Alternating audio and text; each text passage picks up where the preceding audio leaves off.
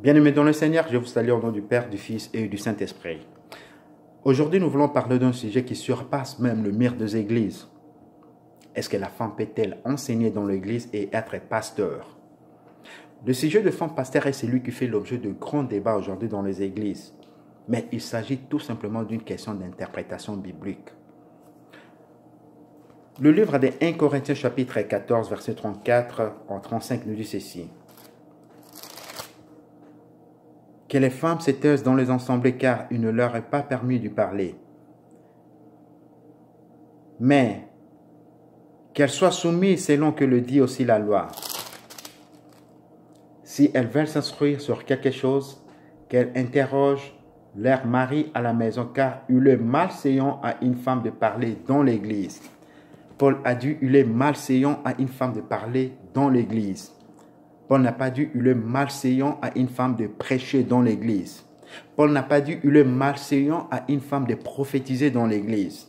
Et moi je vais encore plus loin pour vous dire il est malséant à un enfant de parler dans l'église.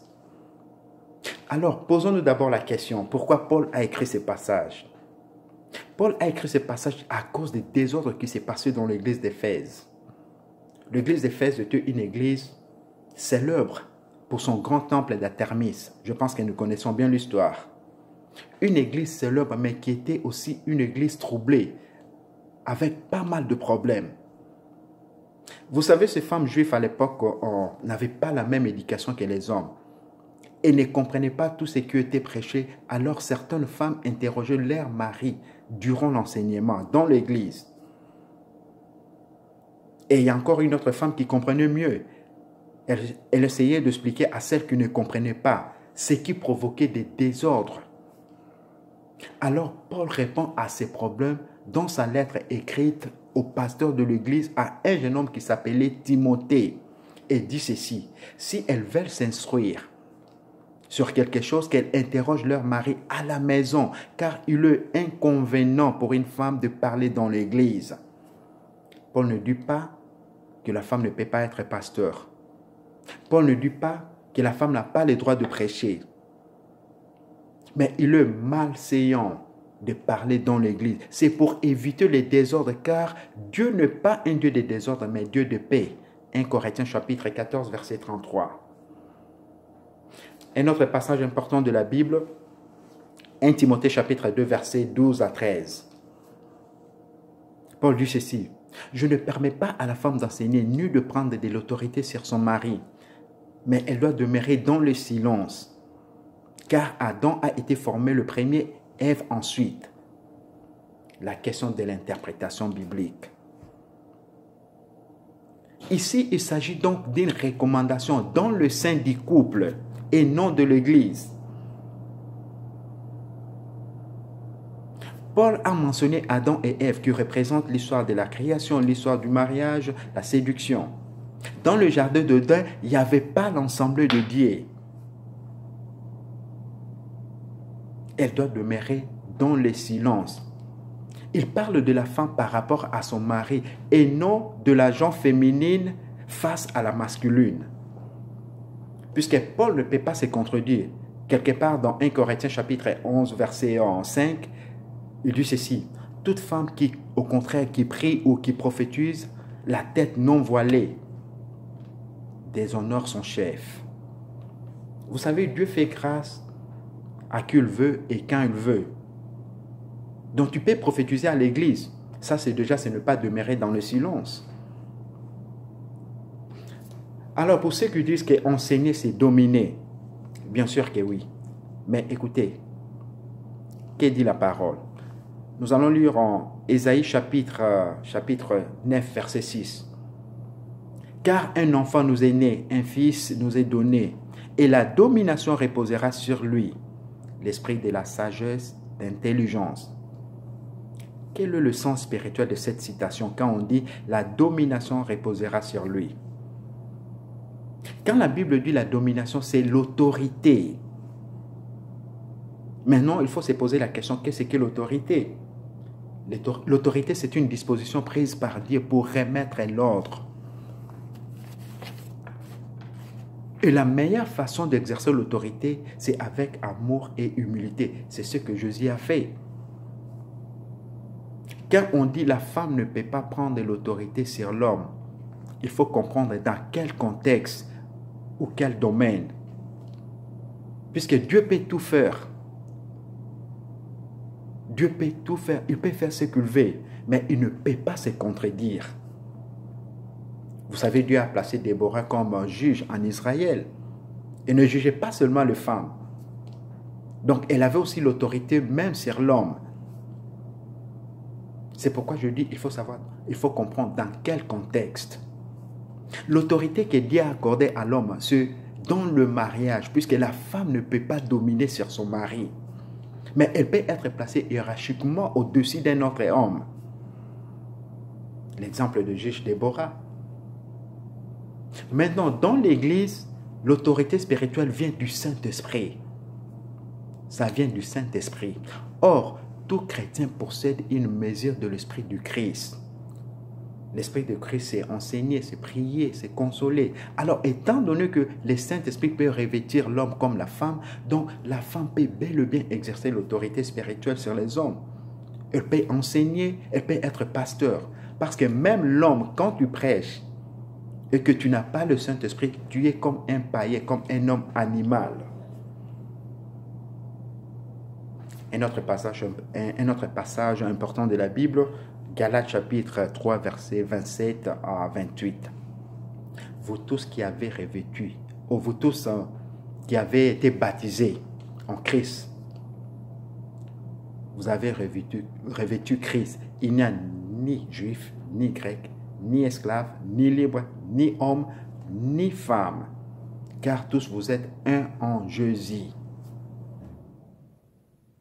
Là, Jésus nous indique que dans le spirituel, il n'y a ni homme ni femme. Pas physique, mais je dis dans le spirituel. Puisque vous ne pouvez pas aller épouser un homme pour dire qu'il n'y a ni homme ni femme. Dans le spirituel. C'est comme quand il y avait quelqu'un qui avait posé la question à Jésus. Si par exemple, je perdis mon mari et je me marie avec un autre homme, maintenant dans le paradis ou bien dans le royaume de Dieu, je serai avec mon premier mari ou bien mon deuxième. C'est pourquoi Christ nous a montré que dans le spirituel, il n'y a ni homme ni femme. Alors, quand nous prêchons la parole de Dieu, nous sommes dans le spirituel. Là, il n'y a ni homme ni femme. Donc, la femme peut bel et bien exercer cette autorité spirituelle. Elle peut enseigner, elle peut être pasteur.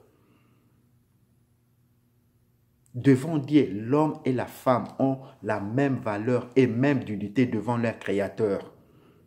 Mais certains se sont servis de ces versets de 1 Corinthiens chapitre 14 pour écraser les femmes, pour les faire taire et leur refuser même une place ou bien un poste de responsabilité dans l'Église.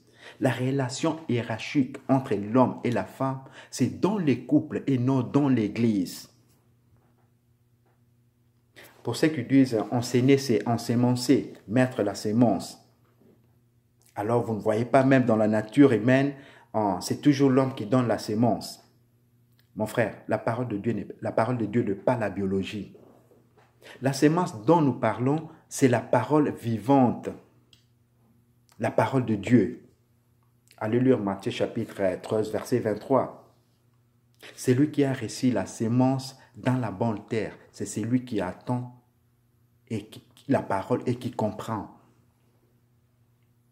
C'est celui qui attend la parole et la comprend. Aucune part dans la Bible, on interdit à la femme d'être pasteur. Vous pouvez dire, mon frère, mais même dans l'Ancien Testament, la femme n'avait pas droit dans l'assemblée. Nous croyons à l'Ancien Testament, mais dans l'Ancien Testament, il vivait selon la tradition de l'ordre de Lévite. Là où l'esclavage et la polygamie étaient autorisés. Là où l'homme priait chaque jour, remercier Dieu puisqu'il n'était pas une femme. Vous comprenez? C'est là où la femme n'avait pas une place dans la société. Si par exemple tu as quatre enfants, des filles et des garçons, on te pose la question de savoir si tu as combien d'enfants et tu présentes que deux. J'ai des garçons, tu ne cites pas deux filles. Pasteur, homme de Dieu, aujourd'hui si tu as quatre enfants, on te pose la question de savoir si tu as combien d'enfants. Tu ne vas pas citer les deux filles?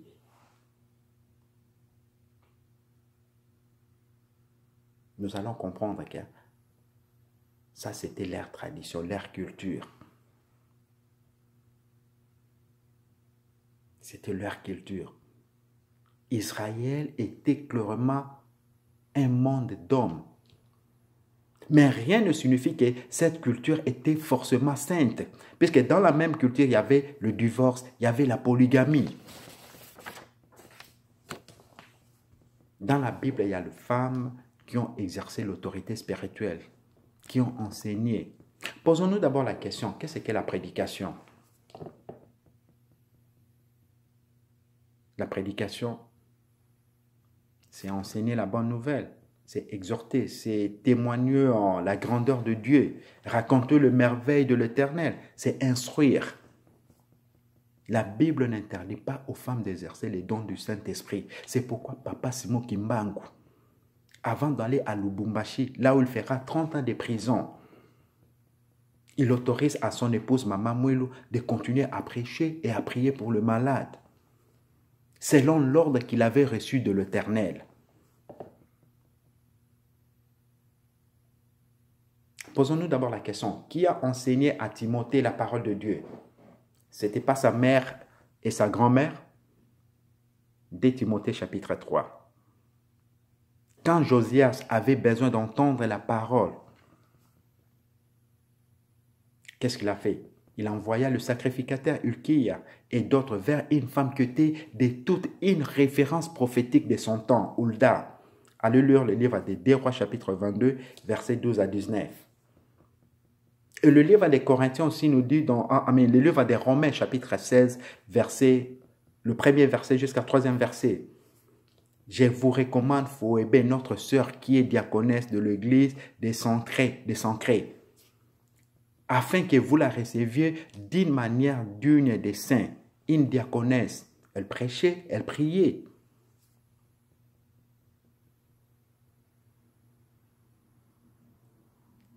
Paul a dit ceci, Paul a dit cela. Paul, c'est un serviteur. Notre modèle, c'est Jésus-Christ. Aujourd'hui, si nous parlons de la naissance de Jésus ou de la résurrection, bien que Ésaïe avait déjà prophétisé de la naissance de Jésus-Christ, bien que Jésus aussi lui-même avait parlé de sa résurrection, mais il fallait quelqu'un pour rendre l'évangile vivante. Et cette personne, c'était une femme, Marie. C'est elle qui a donné la bonne nouvelle que le Saint-Esprit m'a visité. Je donnerai naissance à un garçon. Messie. Grâce à elle, elle a annoncé la bonne nouvelle aux disciples.